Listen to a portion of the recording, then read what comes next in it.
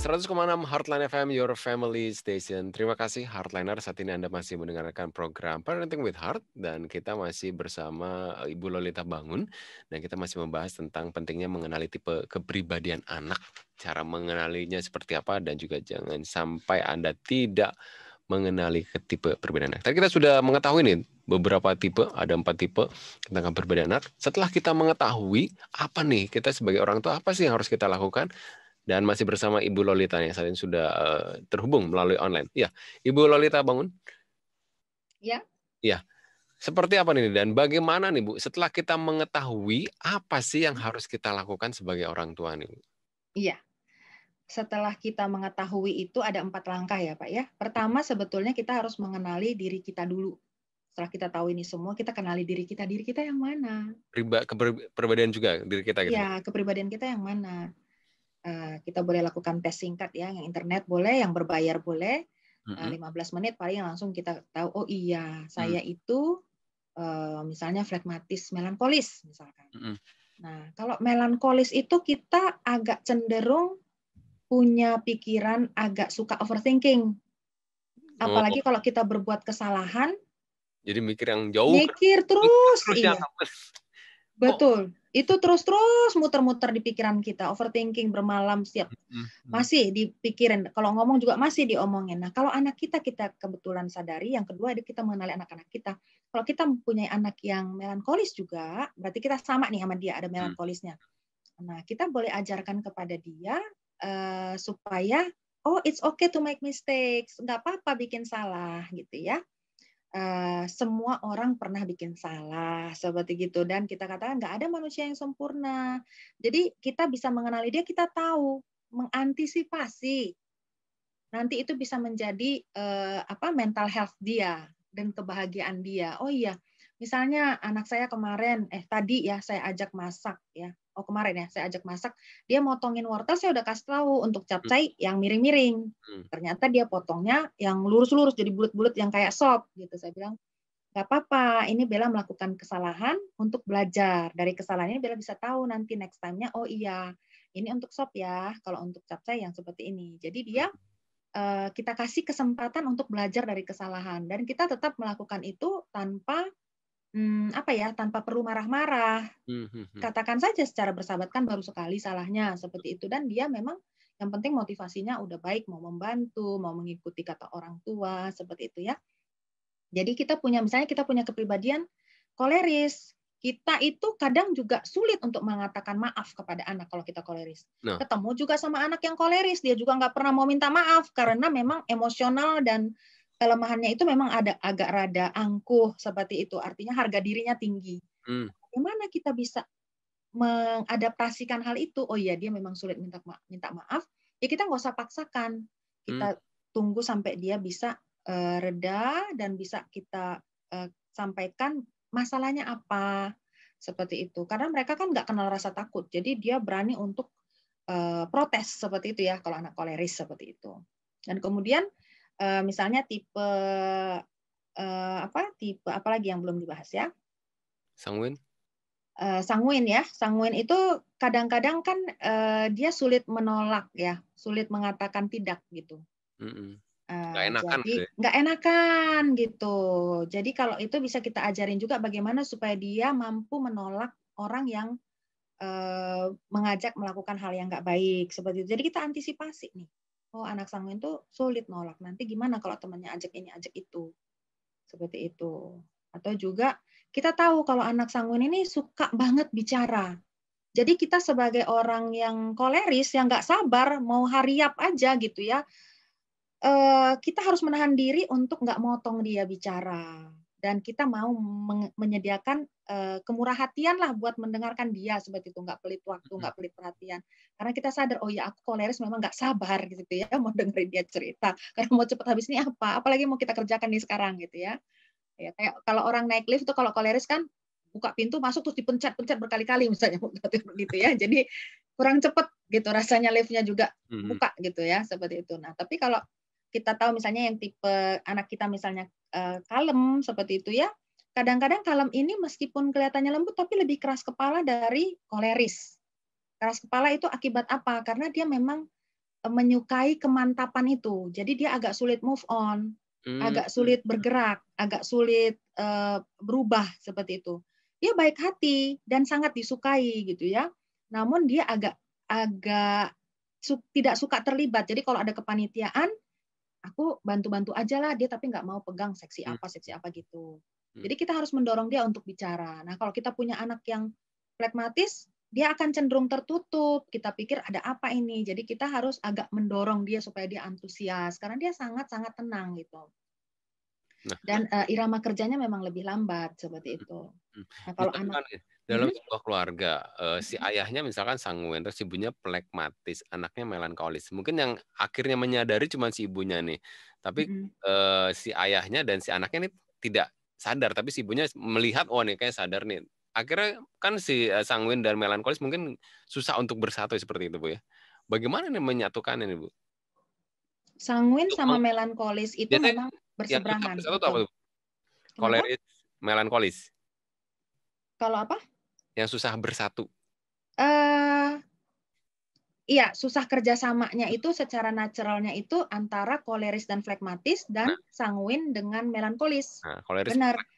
Nah, ketika si ibunya mengetahui nih, mereka tuh sebenarnya pengen menyatukan si bapak dan si anaknya gitu, tapi mereka tuh sama-sama bersikukuh dengan kepribadiannya. Bagaimana ini, Bu, caranya, Bu? Ya, kalau ibunya memang pinter, ya diajak main games. Jadi pada saat bermain games atau ada aktivitas keluarga, ya coba dibikin yang sekarang kita tentukan ya, kamu yang mana kepribadian kamu apa-apa begini-begini, diajarin, akhirnya diajarin. Oh iya, kamu yang ini ambil topi warna kuning gitu ya, yang sanguin ambil topi warna kuning, seperti itu dibikin games. Jadi akhirnya mereka memang merasa, oh iya ya, ternyata memang ada perbedaan seperti itu. Dan kalau memang ada baiknya memang diajarkan sih, Pak. Kalau boleh diajarkan. Kadang-kadang memang pasangan nggak mau menerima ini ya, karena ada juga orang yang, apa sih psikologi semua, yang penting mindset, seperti itu. Memang betul mindset, tapi kita nggak boleh lupa bahwa kita lahir laki-laki atau perempuan, seperti itu. Kepribadian juga ada beda-bedanya. Otak kita juga ada yang lebih kuat di IQ, lebih kuat di EQ, seperti itu. Jadi memang ada uniqueness lah, keunikan masing-masing orang, dan itu kita gunakan bagaimana sebesar-besarnya untuk bisa saling menguatkan, saling menambahkan kepada tim kita, seperti itu. Jadi seorang ibu yang tahu anaknya seperti apa, ya dia sudah lebih legowo, ngerti anak saya memang sulit minta maaf, anak saya memang suka menunda-nunda pekerjaan, berarti saya harus membantu dia bagaimana? Harus membantu ngingetin.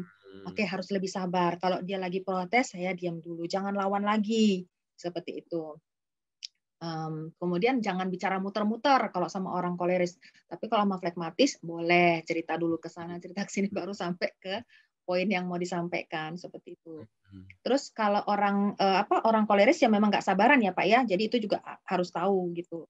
Kalau untuk yang orang melankolis, kita harus sering nanya tentang dia, karena dia orangnya senang mengobserv gitu ya, mengamati aja, diam. Kita pikir dia tertutup atau sensitif, tapi memang dia perlu waktu untuk menyesuaikan diri, perlu waktu untuk berpikir dan mengambil keputusan gitu. Ada nggak sih Bu cara singkat gitu Bu untuk mengenali kepribadian seseorang gitu? Cara singkat gitu tanpa harus berlama-lama bertahun-tahun bergaul. Kalau melankolis memang lebih perasa, Pak. Mereka sangat cerdas, sangat pinter gitu ya. Cuman memang kan tadi banyak faktor ya, dan kemudian angkanya beda-beda. Kalau saya sih saranin lebih bagus kalau saya sama sekeluarga semua saya tes foto karakter. Jadi saya gampang lihat, oh ya suami saya memang begini, oh ya anak saya nomor 1 begini, nomor 2 begini, nomor 3, semua beda-beda ya. Jadi komunikasinya pun menyesuaikan seperti itu. Yang mana yang harus lebih banyak dikasih waktu buat mendengarkan dia cerita. Ya, ada juga yang kayak saya udah ceritakan dulu di bagian yang cara efektif menegur anak, Pak. Kalau itu lebih cepat, auditori atau visual atau kinestetik ya. Gitu. Itu kita juga dari situ bisa tahu cara komunikasi dan bahasa cintanya seperti itu. Jadi ini semacam complementary kepada yang itu. Jadi menambahi. Kalau Bapak mau lihat orang gini Pak, cepatnya. Kalau orang itu mau buru-buru, kemudian dia bersemangat, antusias, masuk ke dalam ruangan, terus dia langsung mau, dia suka menunjukkan, aku bisa ini, aku bisa itu, koleris.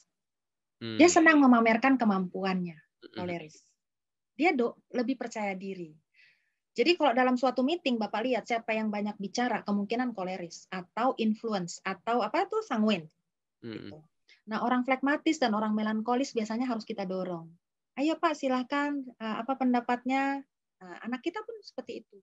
Kalau dia di meja makan gitu seringan diam, nah itu kemungkinan bukan koleris dan bukan sanguin. Berarti sudah Jadi kenyang. itu dari apa Pak? Dari satu hal juga, mereka tuh ekstrovert. Kalau orang koleris dan orang sanguin itu ekstrovert. Jadi energinya itu mereka dapatkan dari bertemu dengan orang. Sebaliknya yang introvert, yang dua tadi, melankolis dan flekmatis, dia mendapatkan energinya, dia ngecas pada waktu dia sendirian, pada waktu nggak ada orang lain. Di situ dia merasa terisi lagi energinya. Kalau habis ketemu orang dia udah capek, seperti itu. Berarti sepertinya saya melankolis flekmatis.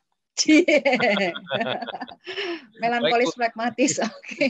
Tanpa terasa ini waktunya sudah di penghujung acara. Mungkin bisa memberikan kesimpulan Ibu untuk topik kita di kesempatan pagi hari ini. Oke, ya.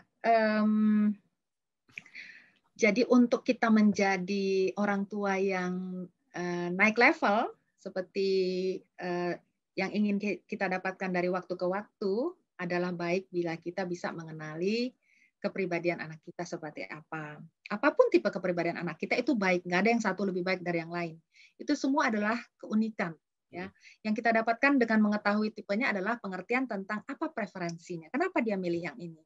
Kenapa dia memutuskan yang itu? Jadi kita bisa mengerti sikap dia, cara berpikir dia, tindakannya memang berbeda dengan kita, misalnya.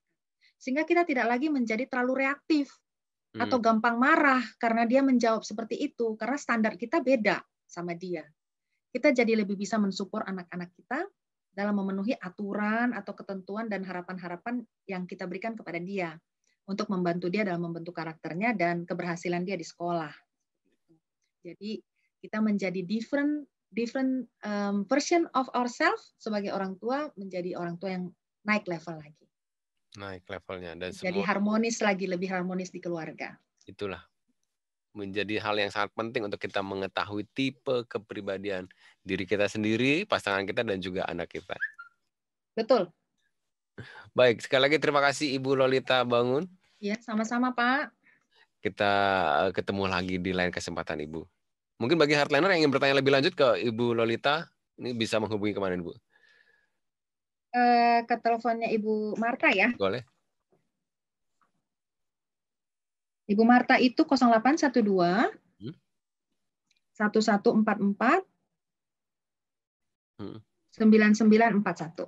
Baik. Sekali lagi terima kasih Ibu Lolita Bangun telah hadir di program Parenting with Heart. Ya. Inspirasi kita semua di sini. Ya, sama-sama Pak Timo. Kita ketemu lagi di lain. Terima kasih sama-sama. Terima kasih. Ya, demikian Heartliner perbincangan kita bersama Ibu Lolita Bangun, dan terus dengarkan program Parenting with Heart setiap hari Sabtu dari jam 7 sampai jam 8. Saya Timo Ardante undur diri dari pendengaran Anda. Keep on growing and never give up.